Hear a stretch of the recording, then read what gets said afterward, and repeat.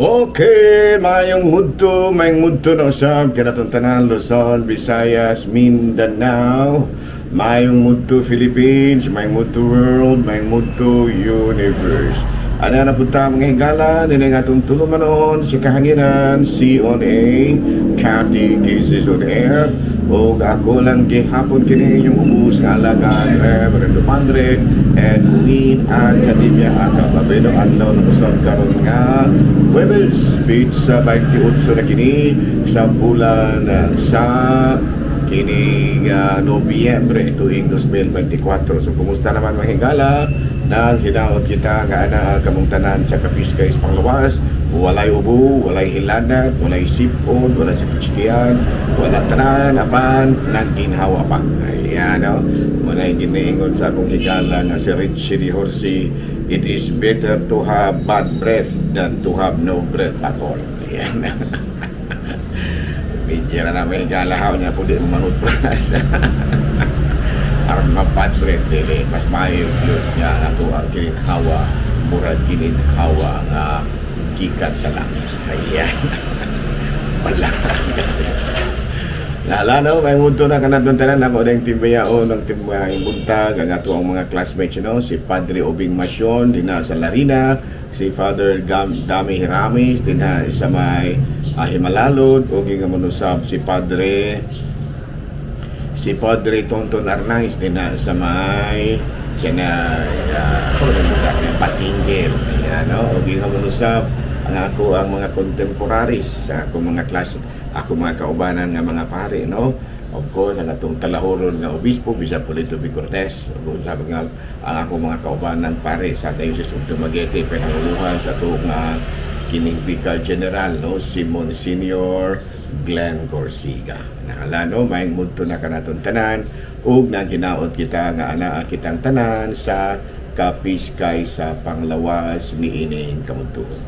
Nahala, no? May mudto na ato di ay nga ari kita atong dayang tibayaon ug may mudto nga atong mga kaigsuonan nga mga kining kaparian usab din sa may isla sa Siquijor. Kumusta na, no? Dinanguluhan sa itong talahoron nga Vicar Episcopal Vicar na si Monsignor Larry Katubig, maging manusab si Monsignor Ramon Duran. Maging manusab ang atong silingan nga at ba nga isla sa Cebu, no? Madungog mong punta dito, no? Nga to ang mga kaparian din ha. Ako kalagmitan mga higala sa seminaryo Mayon de San Carlos mga ng eskwela sa akong theology munang ubay-ubay po sa mga kaparian din sa Cebu, sa Archdiocese of Cebu nga akong mga kailang. So muna, no? Akong mga kailang nga mga pare din na sa Archdiocese of Cebu pinanguluhan usab sa atong talahuron nga Arsobispo din na si Archbishop Jose Palma maayong mudto kanaton tanan. Of course ako mga classmate din na si Monsignor Tingting Antahas, si Father Joseph Anore, si Father Kipling Agravante, si Father Omen Mahusay, si Father Peter Necesario, si Father Kining Panson, no? Yung manusab daghang pa ko mga classmate din si Father Milton Medina, no? Ang usain taon din na nato wala na si Father Ike Herrera wala na, no? O daghan pa mga classmate ako din na kumusta na ako kung mga kontemporaryo nga mga kauban ako sa seminaryo sa una no mayong mudto kanatong tanan. Naala, no? Mayong mudto usab sa atong mga kaigsuonan nga mga lay ministers. Kumusta na ang mga laymen? Sa mga pinulungan ko na sa mga tao, laymen, no? Lay ministers, no? Dili man na laymen, lay ministers. Kanang laymen, minubo na sa lay ministers, laymen. Ano? Nahala, no? Mayong mudto na. O gari kita sa ato ang Saint of the Day. Of course, ang atong Saint of the Day karon mao si Saint James of the Marche, no? M-A-R-C-H-E. Nga kini si Saint James Marci of the Marci, taga Marci, Italy kini siya. Muna kitawag sa Saint James of the Marci. Nga membro kini siya sa Friars Minor, no? Sakop din siya ni Saint Francis of Assisi. O niya, na siya doctorate in canon law and civil law in the University of Perugia. O niya naordinahan sa isip kapari, o niya studied theology under St. John of Capistrano. Hindi po madali ni siya, no? St. John of Capistrano. O niya, popular kay siya sa iya devotion sa holy name of Jesus. Siya mao ang nag-establish sa bangko kanang Monte de Piedad, no, Mountain of Piety, no, piety, no, Monte de Piedad, no, na atong 1476. So karong adlaw mahigala atong ginumduman ang founder sa Monte de Piedad nga mao si Saint James de la Marche. Ala, no, may mundo na kanatong tanan. Kumusta na nga akong mga parokyano din ha sa Bayawan kaniadto sa may San Francisco. Uya ako na ang igawik din na sa Kalumbuyan. Kumusta na kang Gawiks, no? Gawiks, no? Si Father Christian Durango. Ayan. Kumusta na mahigala? Noon niya, ari kita mahigala sa ato nga kini ko sa man. Ato CBCP News, Balitang Simbahan, ining kamugtuhon. Abay no, November 28, Red Wednesday sa Ulugon karong adlaw in order to sympathize with our persecuted brothers and sisters. Gi-organize kani sa Aid to the Church in Need, ACN. No, karong adlaw ay magkatigulong, makaibulong ay gala na pula ang color of the day karong Red Wednesday karon in order to aron nato nga mahigusa kita sa mga igsuon nato nga mga kinalutos. Gi-organisa kini sa ACN, Aid to the Church in Need. Kanya dito sa Vatican, Pope na nanguhagan nga mangita gyud kita og mga paagi aron mulig-on ang talikala sa pamilya ug kamilyon. Mao na, no? Giawhan kami mga kaparian mahigala nga mangita gyud kami mga pamaagi aron mulig-on ang marriage bond ug ang pamilya. Mao kadto mga higala mga balitang simbahan niining kamugtuhon ug ako lang gihapon ang inyong mahigala sa kahanginan, bisag dili sa kahanginan, bisag sa kadagatan, pwede niya. Ako lang gihapon ang inyong kini higala sa kapatagan, kahanginan ug kadagatan. Dili lang kay amigo ra ta sa kahanginan, dili ano.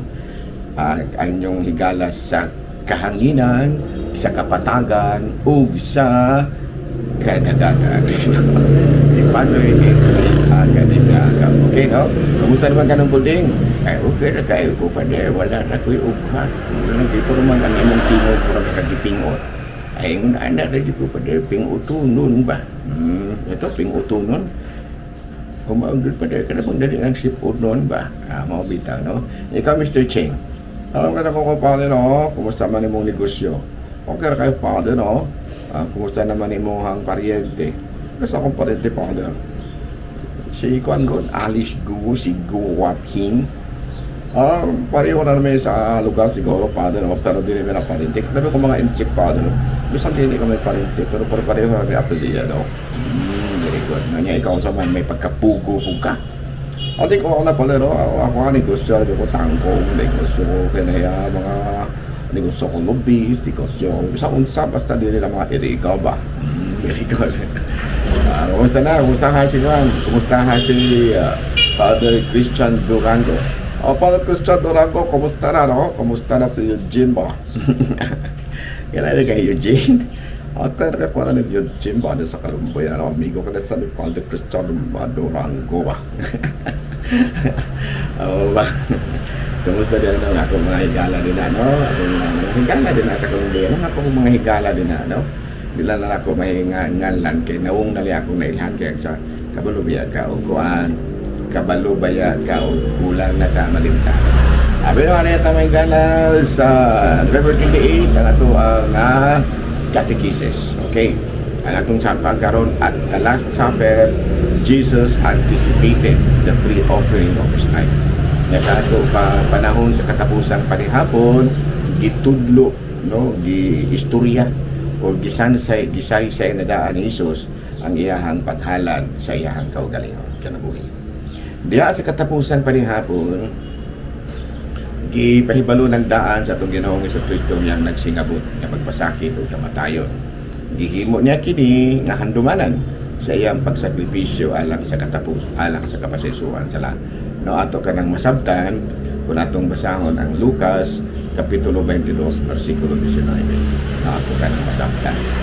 no nga ang tapusan panihapon gihimo niya kini nga handumanan. Nya kining katapusan panihapon kay nahimo man lagi kining handumanan nga gisulti ni Kristo nga angay natong tinumduman mao kini ang gitawag nato karon og holy sacrifice of the mass. Nagisugo pa gani niya mga apostoles nga kanunay niyang balik nga kanunay balik-balikon paghimo kini maong handumanan. O ato kanang masabtan kung atong basahon ang 1 Corinthians chapter 11 verse 25. No, mo kana mga buti pasabuti na.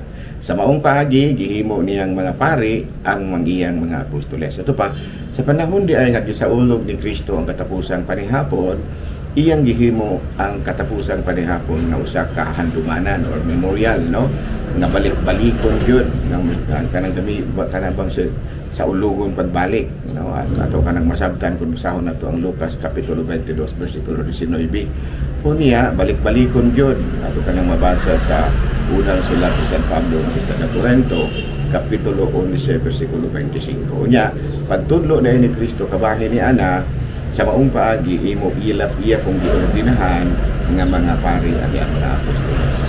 Ito pa niya ang kupa sa bagong salabutan nga yang gitudlo ngayon nga iyahan gigamit sa panihapon sa katapusang panihapon iya usab nga gipadayag sa iyang mga pag-ampo sa kanaman sa Getsemani, no, nga sa ato pa ang kupa sa bagong kasabutan nga iyahang giayahang ang mga pagtulunan, no, ang kupa sa bagong kasalabutan nga usa ka pagtulunan atol sa katapusang panihapon iya usab kining gi-confirm o iya bitaw gipamigos gi-emphasize niya katapusan sa iyang sa iyahang pag-ampo sa kanaman sa Getsemani.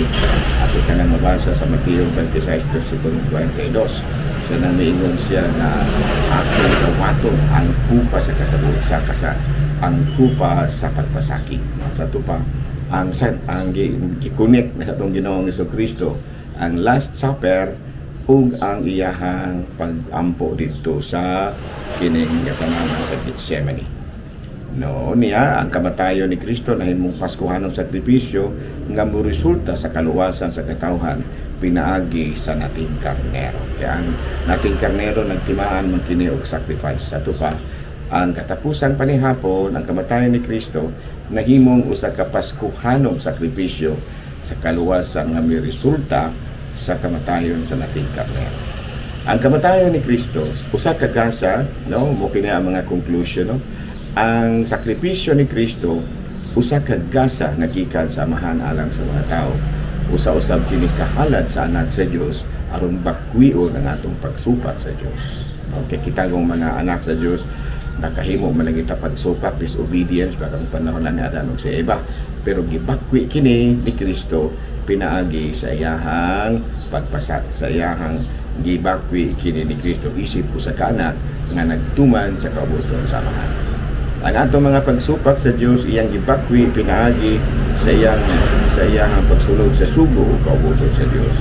Nahimo siyang sulugoon nga nagpakamatay alang sa kaluwasan sa makasasalang katawhan. Diha sa iyang kamatayon sa krus na kumplito ang mga gikatakdang pagsakripisyo. Ang konseho sa Trento o Council of Trent miila sa iyang mga pagsakripisyo nga mao ang tinubdan sa kaluwasan sa katawhan. Ano pa ang mga pagsakripisyo ni Kristo mao ang source of eternal salvation sa mga tao. Ato kanang mabasa sa Hebreo kapitulo 5 versikulo 19. Kung sa gitapit kita nga moambit sa iyang mga pagsakripisyo, ilhon nato ang iyang inahan na tinubdan sa kadasig sa pag-apil nato niining kalibukanan. Amen. Yan, no? So, at the Last Supper, Jesus anticipated the free offering of His life. Okay, no? Ari na kita sa mga dugang mga kini question and answer portion. Ari na ta sa question and answer portion. Question and answer portion. Okay, unang pangutana.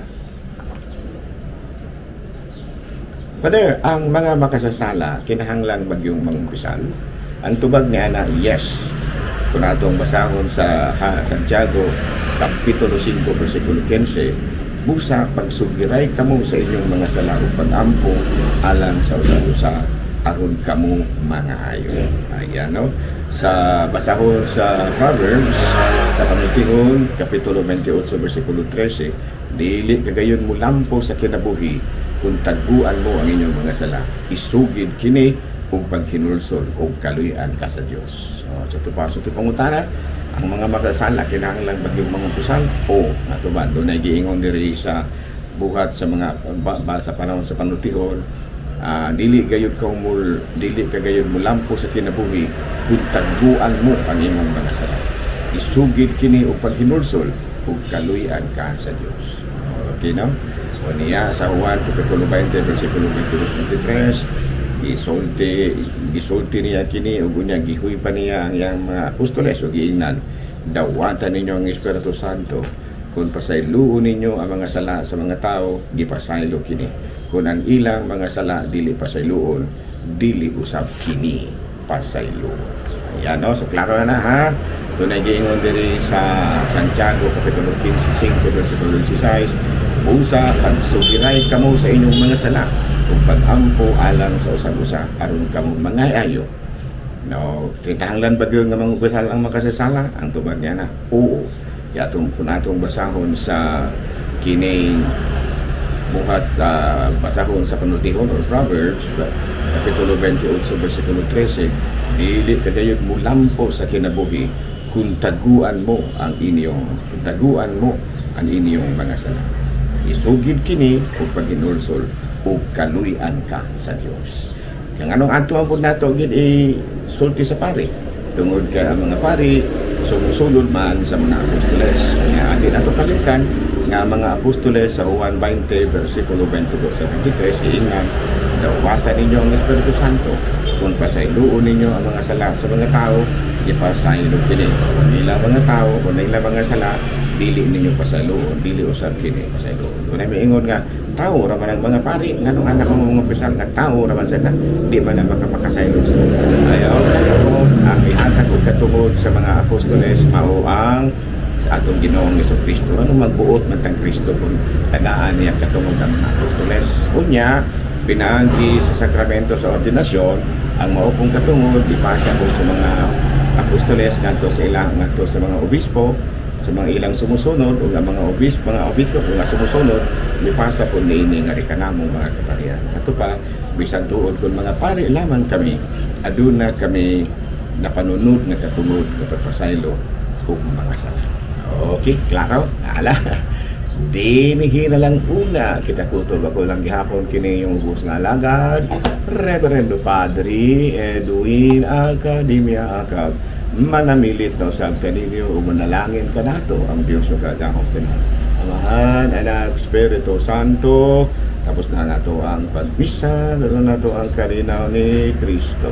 Salamat sa Diyos. Mayong muto, Pilipinas!